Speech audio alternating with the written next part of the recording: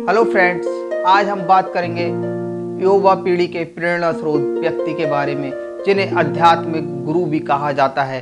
हाँ दोस्तों, स्वामी विवेकानंद जी। एक कहानी के माध्यम से हम उनके बारे में बात करने जा रहे हैं जो बहुत ही युवा पीढ़ी के लिए प्रेरणा स्रोत रहे हैं। एक बार की बात है कि स्वामी विवेकानंद जी को एक राजा ने अपने भवन में बुलाया और उनसे कहा कि आप ये मूर्ति की पूजा क्यों करते हो? ये तो मिट्टी, पीतल, पत्थर इत्यादि की बनी होती हैं। इनमें कुछ नहीं होता है, ये केवल एक पदार्थ मात्र होती हैं।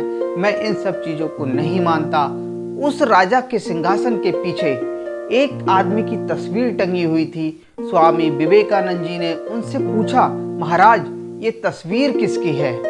जरा इसके बारे में कुछ बताइए। तो राजा कहता है, ये तस्वीर मेरे पिताजी की है।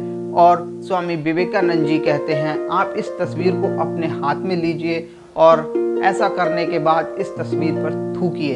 राजा क्रोधित हो जाता है, ये आप कैसी बात कर रहे हैं? राजा बोला, ये आप कैसी बात कर रहे हैं जी? स्वामी विवेकानंद जी कहते हैं, मैंने कहा इस तस्वीर पर थूकिए।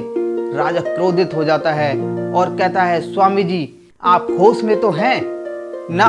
मैं यह काम नहीं कर सकता, मैं इस तस्वीर पर नहीं थूक सकता। दोस्तों, उसके बाद स्वामी विवेकानंद जी ने उस राजा को जो उत्तर दिया वो आपको सुनना चाहिए। उन्होंने कहा, क्यों?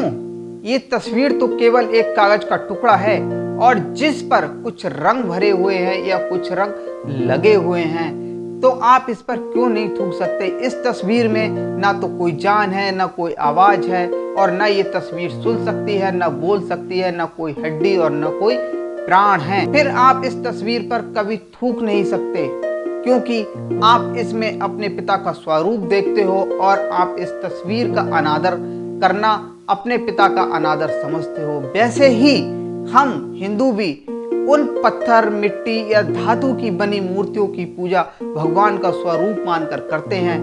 भगवान तो कण कण में है, पर एक आधार मानने के लिए और मन को एकाग्र करने के लिए हम मूर्ति पूजा करते हैं। तब जाकर राजा ने स्वामी विवेकानंद जी से क्षमा मांगी। हाँ दोस्तों, ऐसे थे हमारे आध्यात्मिक गुरु स्वामी विवेकानंद जी। ऐसे ही स्वामी विवेकानंद की आध्यात्मिक कहानियों के लिए बने रहिए द अनुज के साथ। मिलते हैं नेक्स्ट वीडियो में। धन्यवाद।